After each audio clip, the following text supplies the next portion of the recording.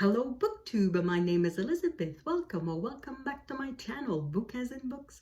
I have a tag for you today. It is the Traveling with Books tag. It was created quite a few weeks ago by Gina Stanier from Gina Stanier Books, and she very kindly tagged me. So I'm very sorry for the delay, but here is the tag. I'm going to leave a link in the description box below. And to make up for my delay, I'm going to add a little extra to the tag, as you will see, or as I probably wrote in the title of the video, but it's related to the tag. So question 1, do you read when you travel? Yes. Question 2, do you travel with paper books? Yes.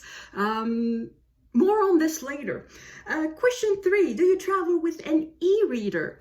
I don't have an e-reader, but I have an iPad mini, and I do travel with my iPad mini. So if I know I'm going to have access to internet, I'm going to travel with my iPad mini, and I may read some books on it.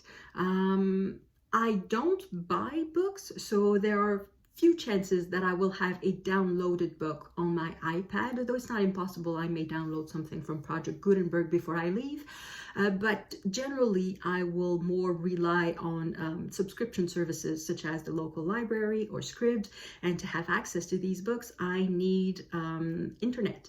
If only to download them for the first time, so to have access to the catalog.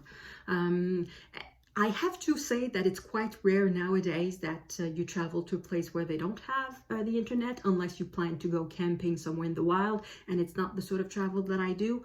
The one exception would be Cuba. I did spend a week in Cuba once, and there is internet in Cuba, but it's so restricted that it's basically like there is no internet. So I did bring a whole pile of books, and I think I have a picture to prove it.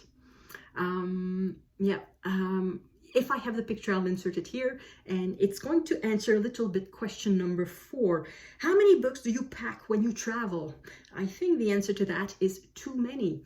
I'm going to answer questions 4, 5, and 6 together because they sort of go together. So question 4 is, how many books do you pack when you travel? Question 5, does where you go or how long you are traveling impact the amount or type of books you take?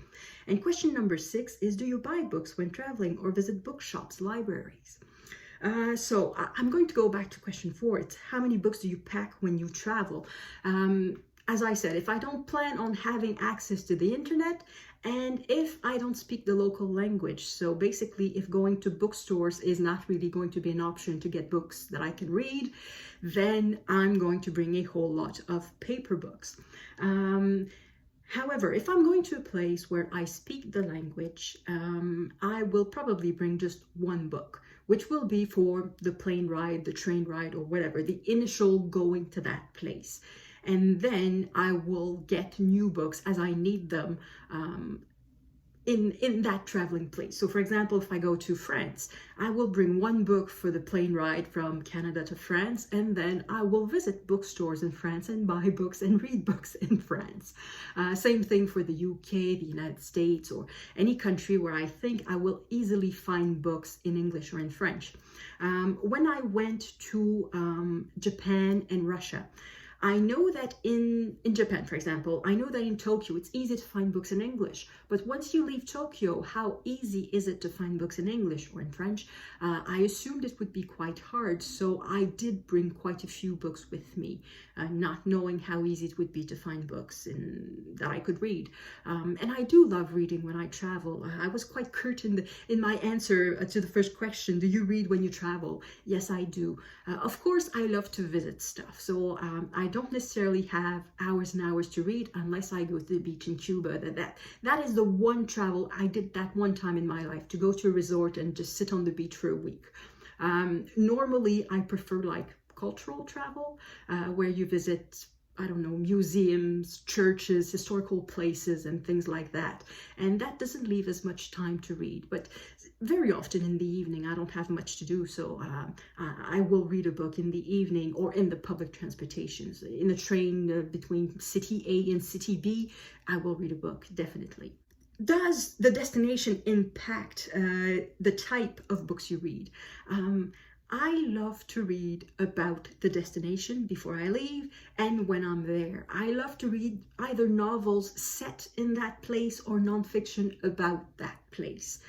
And that will be my bonus part of this video. I'm going to show you books set in a place that I read in that place, because I think it's one of the great pleasures in life is to read the content of a book, to read a book and find the content and just look up and see it all around you. I think it's just so much fun to get to know a place through a book first and then in real life, or perhaps in real life first and then through a book. And I love to do that. So yes, the place where I go does influence the amount of books that I take and the type. And do you buy books when traveling or visiting bookshops? Or do you visit bookshops or libraries? I do visit bookshops even when I don't speak the language. So I may not buy them, but I do go to them because I love to enjoy the atmosphere of bookshops. So in Japan, I did visit bookstores, even though I could not even decipher the characters. I could look around if there was an English section, but sometimes it was just a couple of shelves, so it was kind of useless. But I nevertheless looked at every shelf there was. I looked a little bit weird, I guess, not being able to read whatever was written. Perhaps I did the stupid thing of putting my head like this as though it was English to be read like this. When it's Japanese, you can read it like this. It's not impossible that I may have done that, just showing to everyone around that I had no idea what I was looking at. But I don't care. I enjoy the atmosphere very much. And I did the same thing in Russia. Even though in Russia, I can read the Cyrillic letters. So I could decipher the name of the authors and I could sometimes decipher the title. Well, I could decipher it, but understand it.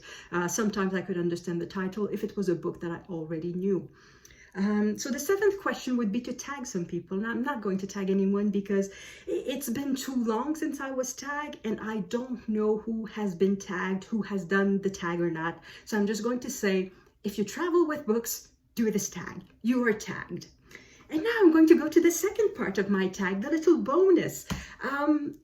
I'm going to show you books set in a place that I read in that place. And that place could be either a country or it could be something very more precise. So I'm going to go for the more general, a book set in a country that I read in that country. So the first one is a book set in medieval Japan. It's not translated in English, but the title would be The Castle of Yodo, I guess. And it is about the very beginning of the Tokugawa shogunate. So it's about the civil war at the beginning of the 17th century that started with the period that pretty much everybody knows of Japan. And that's the other thing that I do with books. I use tickets as bookmarks when I read, so I sort of have mementos of my travels. So this is Mount Fuji, I think. And yeah, so I have mementos of my travel and proof that I read the book in that place. Next is Leonardo Padura, The Men Who Loved Dogs. It is partly set in Cuba and I partly read it in Cuba. I did not have time to finish it in Cuba. Do I have... No, it's not a memento of Cuba, it's a ticket for the ballet here. Royal Winnipeg Ballet. Okay, well, but I did read this partly in Cuba, and apparently I finished the rest at the National Arts Center in Ottawa. Oh, I forgot to check the title of this one in English. This is Aunt Julia and the Scribe, I think, by Vargas Llosa. It is set in Peru, and I read that in Peru. Do I have a proof of it? No. Oh, I have this. Yes. This is in Spanish. So I don't know if it proves that I read it in Peru, but Miraflores, yes, it does prove that I bought it in Peru. And I read it in Peru too. Next one. Now we are getting closer to smaller. It's not the country, it's the region. So of the 3 books in this book, so there are 3 works in a single book. Yeah, perhaps on this side there's a bit less glare. Colomba and Mateo Falcone are set in Corsica, and I read this in Corsica. Yeah, that Corsica, it's one of the trips where carrying paper books was something stupid, and yet I did it. It was a hiking trip. I walked from the eastern side of the island to the western side of the island on foot, carrying my own luggage, And at each stop, I bought a book, because that was one of the trips where I did have a lot of time to read, because the walking would take like 3 or 4, perhaps 5 hours in the day. And then I would have absolutely nothing to do in the smallest. Sometimes it was not even a village. Sometimes it was just a refuge in the mountain. So every time there was, the stop was in a village or a town big enough to have a place where they sold books, I would buy a book. And instead of leaving one behind, I just kept adding them up in my luggage. So I think by the time I reached the end, I was carrying something like 10 pounds of books with me, which is utterly stupid, but I did it anyway. And one of these books was this. Next, we are going to books set in a city or a town that I read in that city or town. Persuasion by Jane Austen is set partly in Bath, and I read it completely in Bath. However, I did not bring that copy. I read an electronic version on my iPad. Nikolai Gogol. So this is a collection of 3 short stories. They are taken from his short stories from St. Petersburg. I don't know exactly what's the name in English, but I read those in St. Petersburg, Russia. And I do have a little memento. It is this. It is a ballet ticket. It is a Spartak at the Mikhailovsky Theatre. So at the Michael Theater, and Spartak is Spartacus. And I remember the ballet. The ballet was good. The dancing was very, very good. However, it was danced to a soundtrack, and I hate that. And it feels a bit like a tourist trap when the dancers are dancing to a soundtrack. But anyway, the dancing was very, very good. And before I was in St. Petersburg, I was in Moscow. So that's another book that is not translated in English, but as you can guess, this is saga and this is moscovite. So a moscovite saga. Part 1, there's a part 2 that is not as big, but I did bring both part 1 and part 2 with me, even though I did start part 1 before leaving. That's the book I read on the plane, and when I arrived in Moscow, I kept reading that book. I don't think I have... No, there's nothing in it to prove it, but my word. Next, Leonardo and the Last Supper by Ross King. This is a non-fiction. I think it's one of the few non-fictions in my pile. I bought this in Florence, and I read it partly in Milan, in Florence and then in Milan, because as you can guess, this is non-fiction. It's about Leonardo da Vinci's fresco, The Last Supper, which is in Milan, but da Vinci grew up in Florence, or in the region of Florence. So in a way, it's also set in Florence. So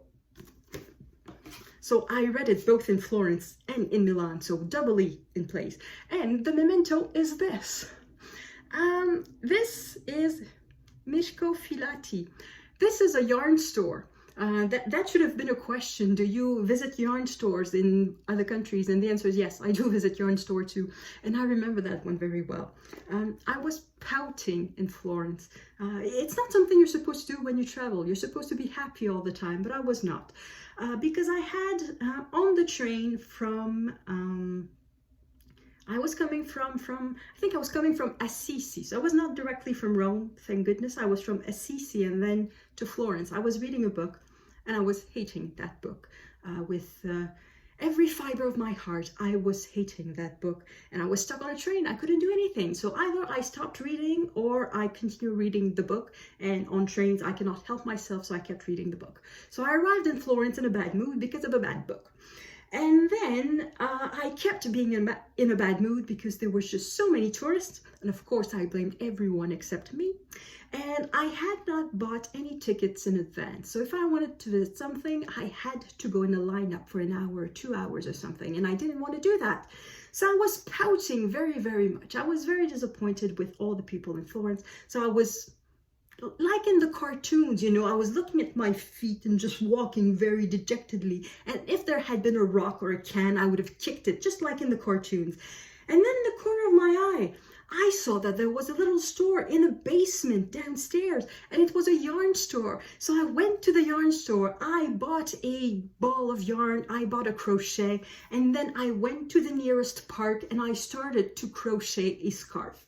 and I enjoyed my travels in Florence, even though I have to say Italian cities are not very good with parks.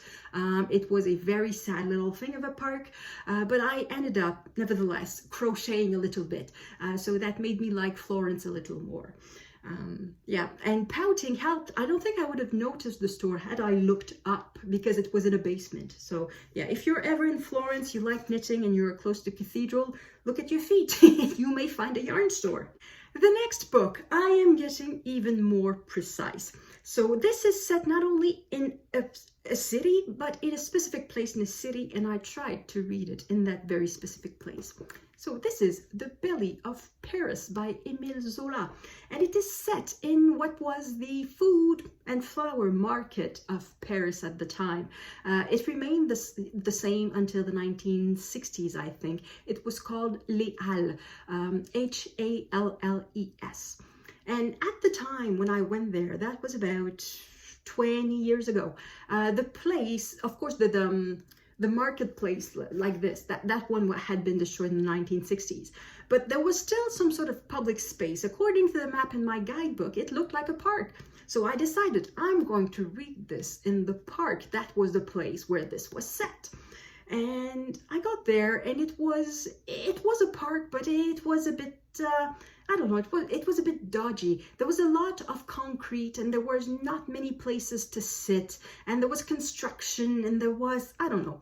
But nevertheless, I decided that I would read part of this book there, so I decided to sit there and just really enjoy the moment, saying, I'm reading a book in a place where it is exactly set.